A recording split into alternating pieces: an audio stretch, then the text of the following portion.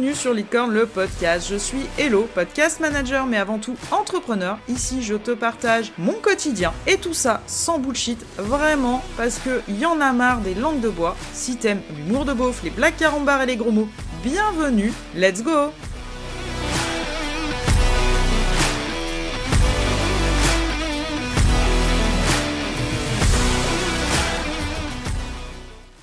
Et bienvenue dans ce tout nouvel épisode où on va parler d'un sujet qui s'applique, je pense, à toute la com. Ok. Perso, en préambule, clairement, je suis en burn-out de ma com, à part ici, étonnamment, parce que, quand on aime faire un truc, forcément, c'est beaucoup plus simple. Mais ce que je vais te raconter ici, je pense, et non, j'en suis même certaine, va s'appliquer à peu près à tous les moyens de communication que les entrepreneurs peuvent utiliser, ou en tout cas que j'ai utilisé, qui sont la newsletter, le podcast, bien évidemment, les posts sur les réseaux sociaux, même si t'es assez limité en termes de caractère. Faire de la vidéo aussi, ça fonctionne. En tout cas, ici, je vais parler un petit peu de la structure. Oui et non, même si indirectement, c'est un peu l'idée qu'il y a derrière. Mais surtout de comment raconter une histoire et en tout cas comment attirer et intéresser ton lecteur, ton auditeur, ton visionneur, peu importe comment tu communiques. C'est un épisode que clairement je te tourne à la wall again parce que l'idée vient de me venir, j'étais en bagnole et que j'ai dit ouais putain, c'est bon, j'ai une idée de génie pour moi, peut-être qu'elle t'intéressera pas, va savoir, mais en tout cas, écoute, je te la partage comme elle vient. Ok, l'inspiration est là, on y va, on y croit. On est aujourd'hui le 3 février, on est au lendemain de la Chandeleur. Donc la Chandeleur, c'est quand on bouffe des crêpes. Je pourrais m'arrêter à ça en termes d'histoire et te dire que hier, on a fait ça en famille. Crêpe party chez ma frangine, c'était super sympa. Voilà, c'est cool. Je peux te donner la recette des crêpes si tu veux, peu importe. Chez nous, c'est une institution. Une institution instaurée par ma grand-mère paternelle. Et donc voilà. En résumé, hier, j'ai mangé des crêpes. Ouais, t'es content. Et c'est cool que tu le saches. Et tu vois, mon épisode pourrait s'arrêter là. Super leçon de com. Mais on va aller un petit peu plus loin. Ce que j'aime, avant tout, ici, quand je te partage un petit peu des retours d'expérience, de ce que je peux vivre, tout ça, c'est de te raconter une histoire. Et une histoire qui est vraie, ok ? On n'est pas là pour raconter de la merde. Et le fait de raconter une histoire, c'est un petit peu derrière le storytelling. C'est ce que j'explique à mes clients, en tout cas en accompagnement, pour structurer les épisodes, parce que tout le monde aime qu'on leur raconte des histoires. Et je le répète, si possible véridiques. On va pas inventer des trucs. Mais pourquoi on aime qu'on nous raconte des histoires ? Parce qu'on arrive à s'identifier aux personnages, parce qu'on arrive à, pour peu que ce soit des situations qu'on ait déjà vécues, à connecter avec l'histoire et connecter avec la personne qui nous la raconte. Et si je reviens là sur mon exemple de la Chandeleur, je te disais que c'était une institution. Hier, ça m'a remonté énormément de souvenirs. Donc ça se fait le premier week-end de février. Ça tombait tout de suite. Et l'objectif, me demande pas, j'ai pas cherché, mais en tout cas, pour moi, l'objectif, c'était on fêtait la Chandeleur, on mangeait des crêpes, donc ça fait tout un repas chez nous. C'est, je te dis, une institution. Ma grand-mère, c'était son truc. On faisait du salé, du sucré. Ça faisait le repas. De l'entrée au dessert, quoi. Et d'ailleurs, c'est quelque chose qu'on a gardé. Il n'y a pas de souci. Et c'est un truc qu'on n'avait pas fait, en tout cas en famille, tous ensemble depuis très longtemps. Et quand j'étais petite, moi, j'ai des super souvenirs dans la cuisine de ma grand-mère. Tu vois, en te le racontant, je visualise très bien sa cuisine, les couleurs, les odeurs, la situation. Et elle avait son truc. Donc à l'époque, on n'avait pas, tu sais, comme dirait ma nièce apprend à lire, et donc on n'avait pas d'appareil Tefal, voilà, de crêpière Tefal, avec, tu sais, les petites crêpes, les grandes crêpes, enfin peu importe. Donc on faisait ça à la poêle, à l'ancienne, comme des grands. Et elle avait cette tradition qui était de faire sauter les crêpes avec une pièce de 2 francs, donc pour te dire que ça remonte, une pièce de 2 francs dans la paume de ta main qui tenait la poignée en fait de ta poêle, donc pareil, les poêles spéciales crêpes dans le cul à balayette, on n'avait pas ça non plus, Et donc, ça a été censé nous amener richesse, prospérité, bonheur. On a fait ça des années. Quand j'ai été en âge de tenir la poêle, bon, j'ai fait de la merde, mais c'était toujours très drôle. On faisait ça donc dans la cuisine, il y avait mon grand frère, il y avait ma sœur quand elle était là, enfin, c'était la tradition et même si c'était pas parce que, mes parents étant séparés, voilà, j'étais pas toujours, le jour de la Chandeleur avec elle, ou avec mon papa, là, on le faisait quand même. C'est pas grave, elle le refaisait et tout parce que pour elle, c'était important de le faire avec ses petits-enfants, c'était important de nous inculquer tout ça, cette tradition et je te dis encore aujourd'hui et c'est ce que ça m'a rappelé hier donc aujourd'hui, on a les appareils, je te le dis, donc Tefal, comme dit ma petite nièce, qui te permettent en fait de ne plus avoir ta poêle parce que c'était. Alors c'est un peu comme quand tu manges la raclette sur un vrai appareil à raclette, tout le monde bouffe sauf celui qui fait quête, quoi, parce que c'est chiant.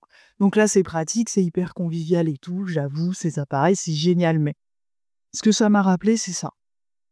C'est l'odeur de la pâte quand tu la mets dans la poêle. L'odeur qui s'en dégage, les goûts, le fait de pouvoir mettre ce que tu veux sur ta crêpe, du sucre, de la confiture, du salé, du sucré, tu mélanges tout, on s'en fout. Mon papa, parce que mon papa était là hier, mon père, quand j'étais gamine, avait l'habitude de, sur sa crêpe dessert, donc de mettre du sucre. Avec de la gnôle, ouais, chez nous, ma grand-mère soignait beaucoup de choses à coups de gnôle, je te le dis, hein, les AVC, tout passait à la gnôle avec elle. Mais de mettre son petit coup de gnôle et de faire flamber sa crêpe et d'ailleurs, petite confidence, il se faisait brûler les poils des bras, ça sentait le cochon cramé comme il disait. C'était son truc, donc bon, bah hier, on a bien fait essayer de faire flamber, mais il m'a dit que la chaleur n'était pas suffisante pour que ça flambe, voilà. Mais ça m'a rappelé tout ça. Et c'est vraiment ce que je voulais te partager aujourd'hui, tu vois, te raconter cette histoire de mon enfance qui se perpétue d'une manière ou d'une autre en fait à l'âge adulte et te parler du storytelling. Là, je t'ai raconté une histoire. Tu me diras dans les commentaires ce que t'as préféré. La version 1, straight to the point, j'ai mangé des crêpes hier, c'était cool. Ou la version 2, dans laquelle je t'ai un petit peu raconté ce que ça me remontait, ce que j'en pensais, et je pense que au ton de ma voix, ça s'entend avec plein de sourires, parce que c'est vraiment des très très bons souvenirs, même si aujourd'hui ma grand-mère n'est plus parmi nous. C'est la vie, c'est comme ça, mais j'ai vraiment apprécié ce moment. Vraiment apprécié ce moment de repartir sur une tradition familiale, et c'est la tradition probablement dans d'autres familles, je ne fais pas exception. Mais tu vas te partager un petit peu ces odeurs, tout ce que ça me rappelle, la visualisation de cette cuisine, les crêpes qu'on faisait sauter, et moi mon objectif c'était de la coller au plafond quand j'étais gapi. Donc tu vois, tous ces trucs qui en fait permettent aux gens, et j'espère que ça t'a permis à toi de remonter dans tes souvenirs, de revivre certaines choses agréables, et ça je l'espère vraiment. Mais je pense que, et j'en suis même certaine, t'as réussi à connecter avec mes souvenirs. Parce que probablement que si c'est pas la Chandeleur, ça t'a peut-être rappelé autre chose, une autre fête familiale, une autre tradition chez toi. Et je pense que c'est quand même plus intéressant, en tout cas dans ma communication et en tout cas pour toi, d'avoir tous ces souvenirs, d'avoir toutes ces choses que je te partage, au lieu de te dire juste, communique et dis, c'est comme ça. Et en préambule, je t'ai dit que j'étais clairement en burn-out de ma com, en tout cas sur les réseaux, ouais, carrément, parce que, j'arrive pas à faire ça sur les réseaux. Donc je te cache pas, j'ai pas de résultats et tout, c'est quelque chose que j'aimerais apporter, mais en même temps, et la question se pose, voilà quoi. C'est compliqué à l'écrit, enfin moi je trouve que c'est très compliqué, on est vraiment limité. Et mon podcast et la liberté que je mets derrière ce podcast, en fait, me permet de te faire vraiment passer les choses avec la voix qui est beaucoup plus intime qu'un mot sur un écran, avec mes expressions. Mais encore, je t'ai pas mis trop de Y, parce que tu sais, ça c'est bien le truc de la Savoie, ça, enfin en tout cas chez moi. Et donc ouais, c'est quelque chose que j'arrive pas à retransmettre, en tout cas à l'écrit, donc c'est pour ça que je le fais ici et que je m'éclate à le faire. Et c'est vraiment quelque chose sur lequel je t'invite à réfléchir pour toi-même dans ta com, parce que y a tellement de changements en ce moment, tellement de trucs. Alors, bien sûr, je vais prêcher pour ma paroisse et je vais te le dire, fais un podcast. Fais un podcast si t'as pas écouté l'épisode de la semaine dernière, donc qui est l'avenir du podcast en 2025. C'est vraiment, je pense, un des formats longs qui va être au goût du jour. Alors, petit aparté, on parle beaucoup de podcasts vidéo, donc il y a un épisode qui est prévu là-dessus sur mon avis très et pour le coup très tranché là-dessus. Mais si tu as envie, toi, aujourd'hui, d'appliquer ça, ne serait-ce qu'à l'écrit déjà, dans ta newsletter, dans tes articles de blog, dans tout ce que tu veux, bien entendu, quand on fait du contenu éducatif pour donner une méthode, ça devient un petit peu compliqué. Quoique je pense que si, c'est faisable. Mais d'appliquer ce storytelling, de connecter, donc le storytelling et sa structure, en tout cas tel que je l'applique, c'est quoi? C'est tu as un héros, un personnage, à qui il va arriver un truc. Donc si possible, le truc qui lui arrive, c'est en fonction de ton domaine. Donc il lui arrive quelque chose, en gros les marketeurs te diront c'est la fin du monde, oh là là là là, il en peut plus, comment il va faire?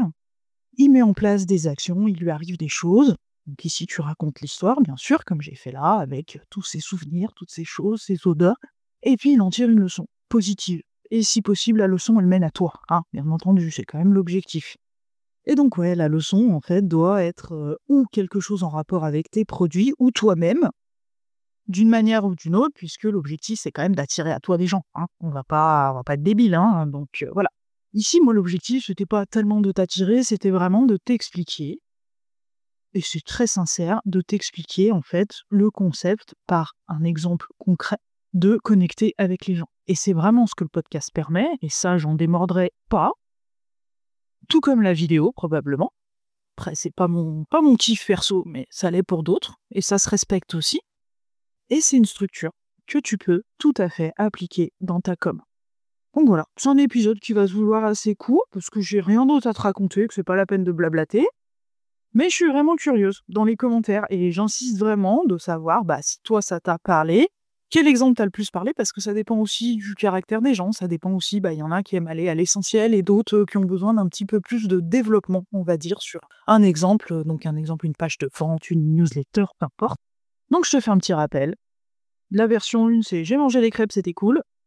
Et la version 2, c'est « J'ai mangé des crêpes, c'était génial » parce que ça m'a rappelé des souvenirs d'enfance et tout ce que j'ai pu t'expliquer. Je te remercie de m'avoir écouté jusqu'au bout. Je t'invite à te poser quand même cette question du storytelling pour tes contenus, la question du podcast bien évidemment.